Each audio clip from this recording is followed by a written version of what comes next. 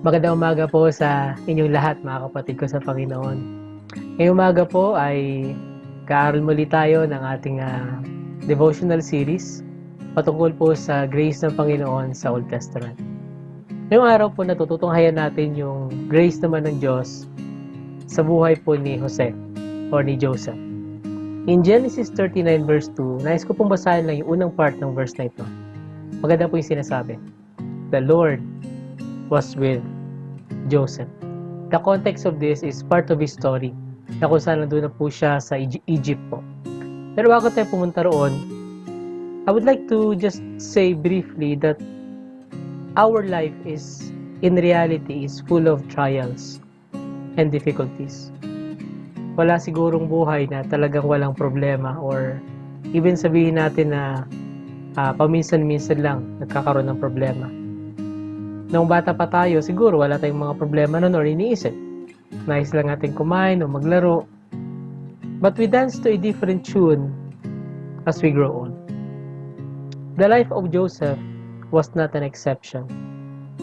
He was, by the way, the 11th son of Jacob and Rachel.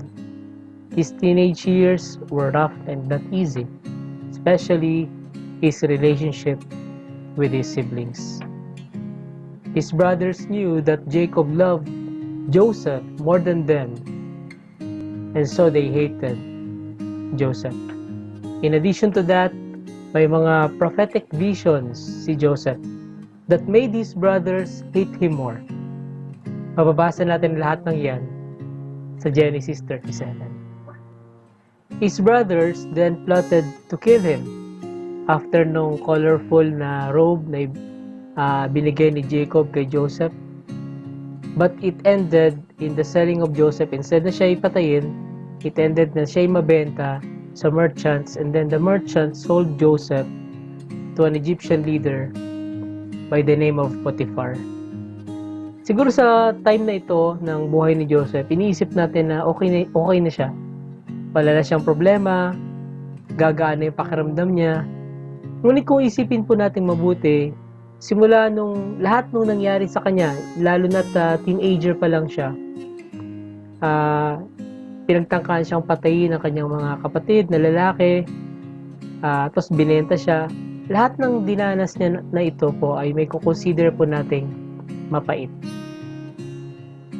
But the grace of God in the life of Joseph strengthened him to endure painful trials. After being sold to a high-ranking official in Egypt, his trials did not stop. In Genesis 39, we read the story of Potiphar's wife, who attempted to seduce Joseph, but because of his fear of the Lord, he did not sin against the Lord and against Potiphar. But later, the wife of Potiphar falsely accused Joseph of rape. And because of that, nakulong po si Joseph. Now, Joseph may have experienced those painful trials. He could have given up in his life.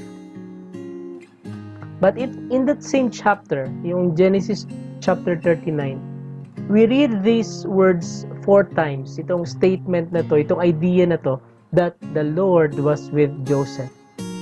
Makikita po natin yan sa verse 2, verse 3, verse 21 and verse 23 ng Genesis 39. The grace of God was enough to give strength to Joseph and help him persevere. The modern world has this motto, you can do it. Kaya mo yan, you are strong. Minsan naririnig natin yung mga statements gaya ng, you are stronger than your problems. Believe in yourself. Now, these motivational statements will only last for a while. What we need to understand is that we are able to face all trials in life because of God's grace and not because of our own strength. Joseph was able to endure the pain knowing that his brothers hated him, endure being away from his father, persevere during his time inside the prison cell, and living daily without knowing what will happen the next day. but he endured. And the reason was God's grace. The story of Joseph is a good picture of God's preservation and providence. We see how God orchestrated everything in his life, his family, and even to the whole Israel. Within this plan of God, we also see God's grace. God's grace in the life of this young person. He endured everything because God had been gracious to him. May we always attribute the strength to endure trials to the grace of the Lord. Jesus puts it this way. Talking to Paul, he said, "My grace is sufficient for you, for my power is made perfect in weakness." Have a blessed day.